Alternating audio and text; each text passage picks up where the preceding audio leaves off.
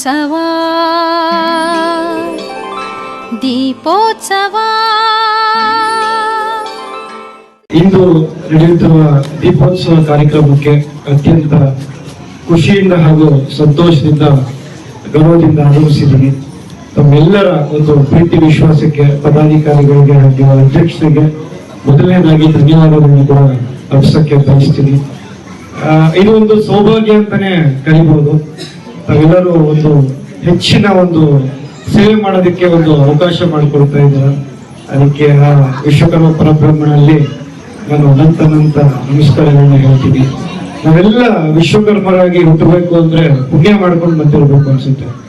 ಯಾವ ಒಂದು ಸಮಾಜದಲ್ಲಾಗಿರ್ಬೋದು ಅಥವಾ ಯಾವುದೇ ಒಂದು ಜಾತಿ ಮತದಲ್ಲೂ 5 ಪಂಚ ಕಸುಬುಗಳನ್ನ ಮಾಡ್ಬೋದು ಅಂದ್ರೆ ಅದು ನಮ್ಮ ವಿಶ್ವಕರ್ಮ ಸಮಾಜ ಮಾತ್ರ ಅಂತ ನಾವು ಹೆಮ್ಮೆಯಿಂದ ಹೇಳ್ಬೋದು.